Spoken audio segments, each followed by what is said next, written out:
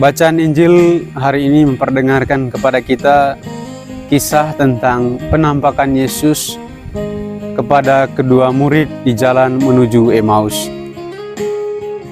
Ketika mereka bercakap-cakap tentang peristiwa di Yerusalem, Yesus menampakkan diri kepada mereka, dan pada saat itu juga mereka menceritakan peristiwa yang terjadi di Yerusalem kepada Yesus. Dalam percakapan itu juga, para murid sebelumnya tidak menyadari, tidak mengetahui dengan siapa mereka bercerita. Mereka juga dulu menganggap bahwa Yesus adalah Dia yang membebaskan bangsa Israel. Pada sisi lainnya juga, mereka juga bercerita bahwa ketika para murid lain mengunjungi atau melihat kubur Yesus, mereka tidak melihat Yesus di sana. Di sisi lainnya juga Injil menegaskan bahwa ketika murid lain melihat atau mengunjungi kubur Yesus, mereka tidak dapat melihatnya karena mata mereka juga dihalangi oleh sesuatu.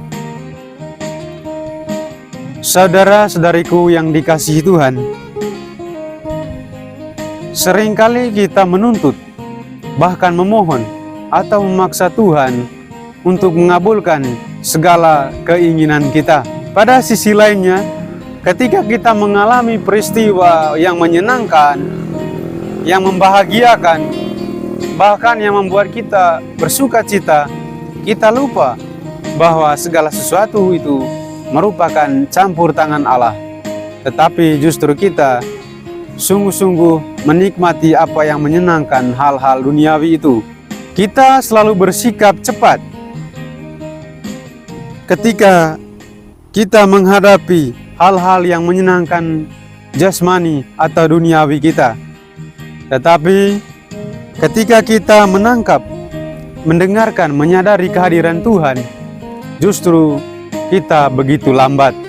Demikian juga dalam bacaan Injil pada hari Minggu Paskah yang ketiga ini. Ketika Yesus menampakkan dirinya kepada kedua murid itu, mereka tidak menyadari bahwa Dia adalah Yesus. Mereka mengira bahwa Dia adalah orang biasa. Dan ketika itu, karena mata mereka dihalangi oleh sesuatu. Saudara-saudariku yang dikasihi Tuhan, dalam situasi yang tidak tahu itu, para murid tidak bertanya, siapakah Dia? Atau para murid tidak menyadari, tidak mencari tahu siapa yang sedang bercakap-cakap dengan mereka. Barangkali ketika mereka mencari tahu, mengenali, menyadari Dia adalah Yesus, mungkin mereka tidak menceritakan peristiwa itu, atau mungkin saja mereka tetap menceritakan peristiwa itu, peristiwa yang terjadi di Yerusalem. Saudara-saudariku yang terkasih, terkadang juga kita memiliki sikap seperti yang dimiliki oleh para murid itu. Kita tidak mengerti, tidak menyadari kehadiran Tuhan dalam hidup kita, karena kita dihalangi oleh segala sesuatu yang menyenangkan, yang membahagiakan jasmani kita. Saudariku yang dikasihi Tuhan, semoga melalui penampakan Yesus kepada kedua murid di jalan menuju Emmaus, semakin menyadari kita akan kehadiran Tuhan dalam setiap peristiwa hidup kita.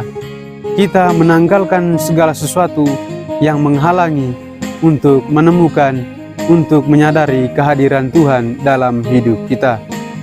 Semoga rahmat Tuhan memberkati kita. Amin. Salam keluarga kudus, Yesus, Maria, dan Yosef.